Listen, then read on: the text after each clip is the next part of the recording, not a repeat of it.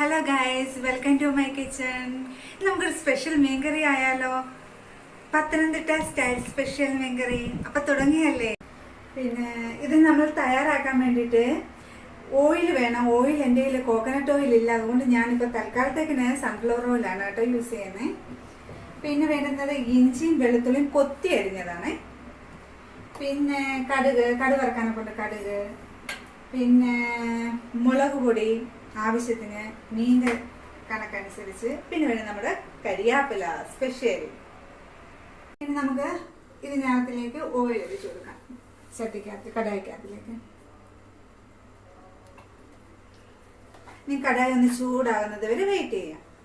അപ്പം നമ്മുടെ കടായി ചൂടായിട്ടുണ്ട്, ഓയിൽ ചൂടായിട്ടുണ്ട്. അപ്പോൾ ഓയിലിനകത്തിലേക്ക് നമുക്ക് കടുക് ഇട്ട് കൊടുക്കാം.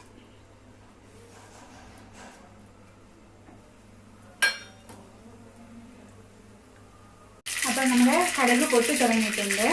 നമുക്ക് അതിനകത്തിലേക്ക് കരിയാപ്പില ഇട്ട് കൊടുക്കാം. ഇഞ്ചിയും വെളുത്തുള്ളിയും കൊത്തി അരിഞ്ഞത്.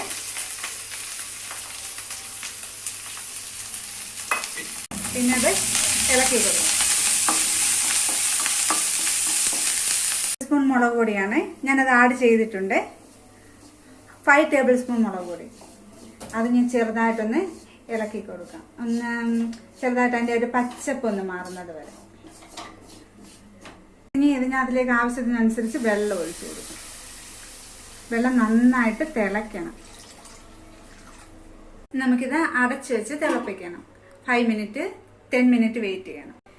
മെയിൻ ചീസ് വാളംപുളിയുടെ കാര്യം പറയാൻ മറന്നു. ഇത് നമുക്ക് വെള്ളത്തിനകത്ത് ഇട്ട് വെക്കാം. ഒരു 3-4 പുളി. ഓരോരുത്തർക്കും അവനവൻ്റെ ഇഷ്ടം അനുസരിച്ചല്ലേ പുളി ചേർക്കുന്നത്. അപ്പം പിന്നെ അവനവൻ്റെ ഇഷ്ടം അനുസരിച്ച് പുളി ചേർക്കാം. ഒരു 2-3, ഞങ്ങൾക്കധികം പുളി വേണ്ട കൊണ്ട് ഒരു 3-4 എണ്ണം വെള്ളത്തിനകത്ത് ഇതുപോലെ ഇട്ട് വയ്ക്കും. അപ്പം ഇത് നന്നായിട്ട് തിളച്ചിട്ടുണ്ട് കേട്ടോ. നന്നായിട്ട് വെട്ടി തിളയ്ക്കുന്നത്. ഇനി നമുക്ക് ഇതിനകത്തേക്ക് മീൻ ആഡ് ചെയ്യാം. അതിന് മുമ്പ് അരിച്ചിലൂടെ കരിയാപ്പില ഇട്ട് കൊടുക്കാവേ.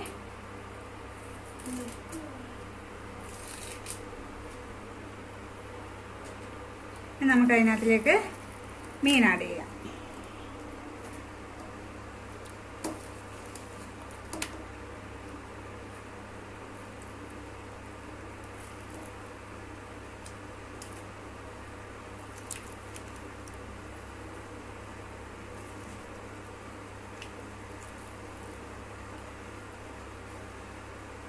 ആഡ് ചെയ്തിട്ടുണ്ട്. ഇതിനകത്ത് വെള്ളം കുറവുണ്ട്. ശകലം കൂടെ വെള്ളം കൂടെ ഒഴിച്ച് ഇനി പുളിയൂടെ ആഡ് ചെയ്യാം.